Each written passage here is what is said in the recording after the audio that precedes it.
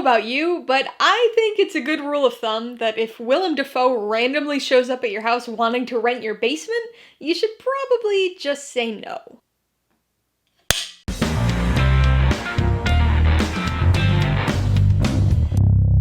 Hey everybody, welcome to Mainely Movies. As part of my coverage of TIFF50, the 2025 Toronto International Film Festival, today I'm going to be talking about the 2025 mystery horror thriller, The Man in My Basement, which will be released in select theaters on September 12th and available to stream on HULU and Disney Plus later this fall.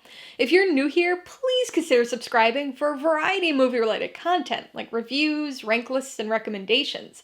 All my reviews include a breakdown of the pros and cons, my rating, and even some tailored film recommendations, so be sure to watch through to the end of this video for all of that extra content. The Man in My Basement stars Hawkins, Willem Dafoe, and Diop, and was the directorial debut by Nadia Latif. Based on Walter Mosley's 2004 novel of the same name, it tells a story of a man facing foreclosure on his family home who's propositioned by a mysterious man to rent his basement for 65 days and an exorbitant sum of money. Premise has always been a big driving force for me when it comes to choosing and prioritizing films. I know some people are more driven by the cast, director, or other crew members involved with a film, and those are certainly factors for me sometimes too, but an intriguing premise, or even just a compelling logline, is usually enough for me. This generally means that I get hooked by a lot of movies at film festivals, including many that go under the radar for a lot of other people. Despite boasting big names like Hawkins and Willem Dafoe, it was the premise that really drew me to The Man in My Basement. In fact, the name alone was enough to catch my eye from among the TIFF slate. With a name and premise like this, there were just so many possibilities, so many directions this story could go. Part of the excitement of a film like this is discovering which of those possible routes it actually takes. And that's this film's biggest selling point, the mystery surrounding its premise. In this film, a bizarre offer is made, and as the movie title already tells you, that offer is accepted and a deal is struck. But that's just the beginning of this tale. The details of the what, why, and even who of this situation are uncovered and unsettlingly revealed over the course of the film. And that's what makes this story especially compelling. This movie is based on a novel, so if you've previously read the book, you'll lose out on that whole mystery aspect, which will of course result in a very different movie watching experience for you. But if the story is fresh for you, the revelations in this film will keep you guessing, and probably incorrectly, anticipating what's to come. Despite pulling you in with the intrigue of its premise, this movie is as much about its characters as it is about the unique situation they find themselves in, if not more so. This isn't exactly a slow burn in the usual sense, but it's also not quite the exciting horror thriller the name and premise likely conjured in your mind. It's certainly got its fair share of tense and thrilling moments, but it takes a more philosophical approach to the story, delving into its characters and focusing on their conversations and bizarre interactions with one another. There are two main characters here, Charles Blakey, the homeowner, and Aniston Bennett, the renter. Hawkins plays Blakey, a role that's far more challenging than it initially seems. He's a character going through both financial and emotional hardship, experiencing a multitude of issues, real and imagined. He's not a very likable character, nor one who's particularly interesting on his own, which in turn places a lot of story burden onto other secondary and tertiary characters in his life. Aniston Bennett, on the other hand, is a bizarre enigma who always remains interesting, if only because of the story structure.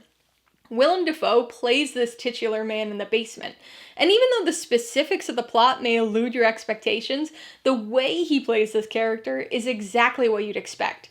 He's extremely weird, situationally funny in incongruous ways, very unsettling and disturbing in other ways, and of course, periodically naked just for the hell of it. So, the usual with Dafoe. This movie struggles with pacing at times and gets bogged down in subplots, but when the story hones in to focus on these two characters, it's incredibly interesting. Like all the best horrors and thrillers, there's more to this film than immediately meets the eye.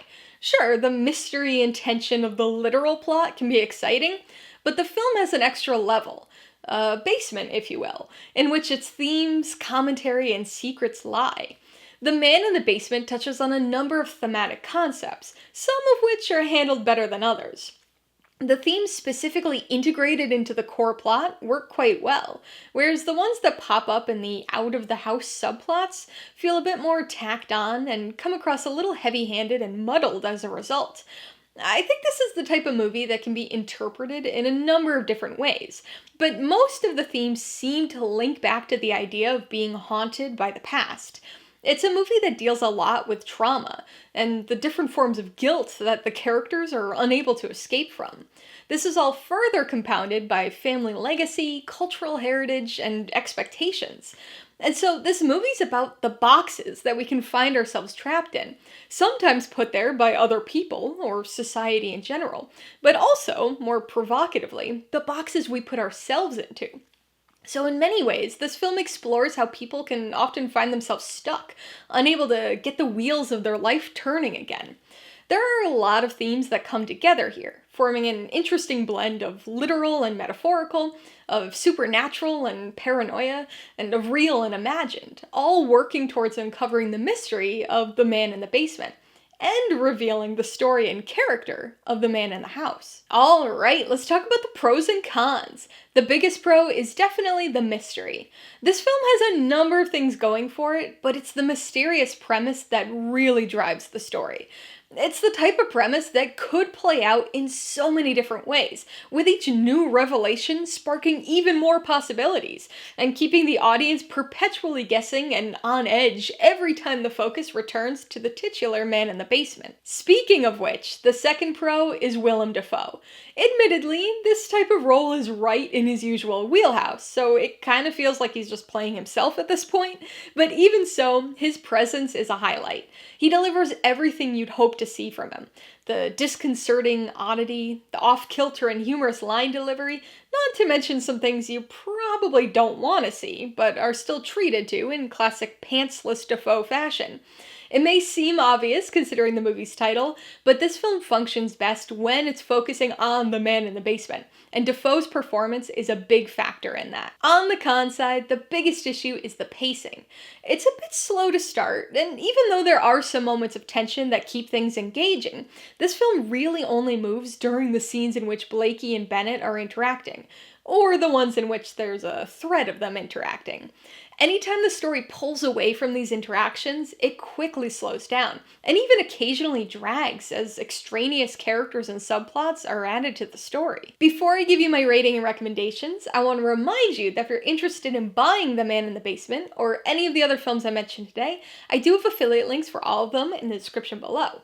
I get a small commission from anything you buy using one of my links, so I'd really appreciate it if you use them if you're in the market for any of these movies or anything else. I'm gonna give The Man in My Basement 3 out of 5 paws.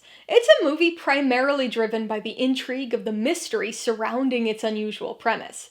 The pacing drags at times, and the story gets bogged down in some extraneous subplots, but the haunted by the past tension and Willem Dafoe's wickedly weird performance keep this story about family heritage, guilt, and the boxes in which we trap ourselves compelling. I would recommend The Man in My Basement to people looking for a mysterious, dramatic thriller that touches on themes of family heritage, systemic trauma, and the burden of guilt.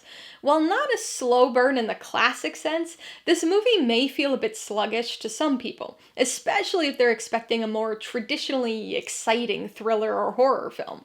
Instead, this story takes a slightly more philosophical approach.